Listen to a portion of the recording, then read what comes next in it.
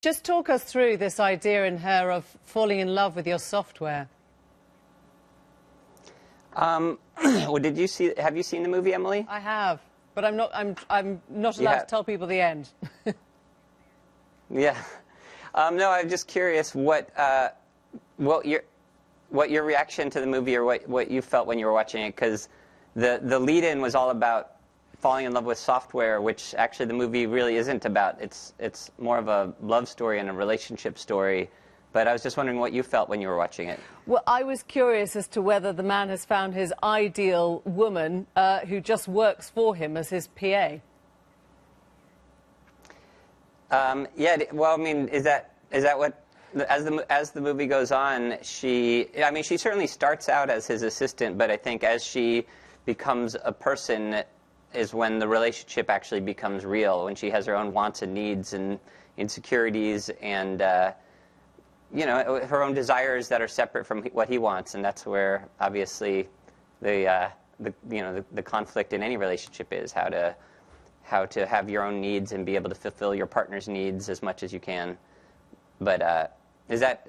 So did you watch it more from that point of view, Emily, or did you feel it emotionally at all? Was the computing, the software side important for you? Because this is an idea that's been sort of rumbling for 10 years or so with you, and I wondered whether, I don't know, you worried that technology would overtake you.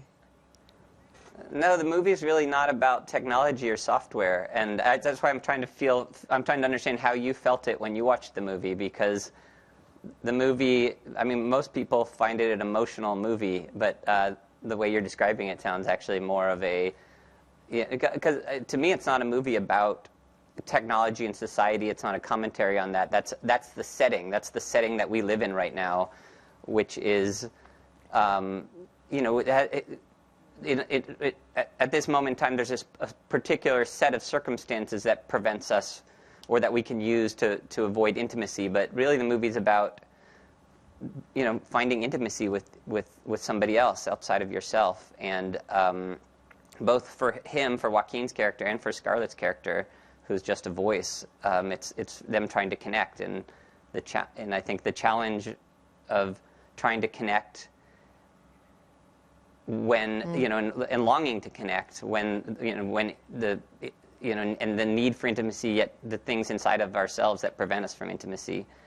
But what about you, Emily? Did you you were not moved by this movie? Our audience want to hear from you, not me. But would you see it as No, I want to hear from you, Emily. Later. Would you hear it as would you call it a futurist movie? Emily, don't avoid this question.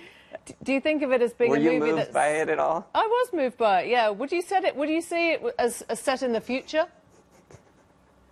It's set in the slight future, but the future is more of a heightened version of our world, just where everything is, sort of comfortable or convenient and nice, but there's still this longing or loneliness and need for connection. And tell me what moved you, Emily. Well, one thing I thought was kind of curious was that the technology is not very obvious. It's not in your face. And I wondered if that was deliberate. It seems to recede into the background so that the characters come out more. Was that sort of deliberate? Yeah, that is deliberate. That's exactly what I was saying, that the movie, to me, that is the setting for this love story. And yet you filmed it in the Pudong, right, in a very sort of scientifically, advanced part of the world in China.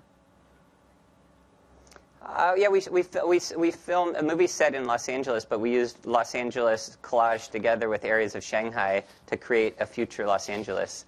And but I don't know. It's not necessarily scientific. It's just it's an area. It's a city that has a lot of new construction. Therefore, it worked as a newly developed Los Angeles. Well, it's great to hear from you, Spike. Probably more from you than from me.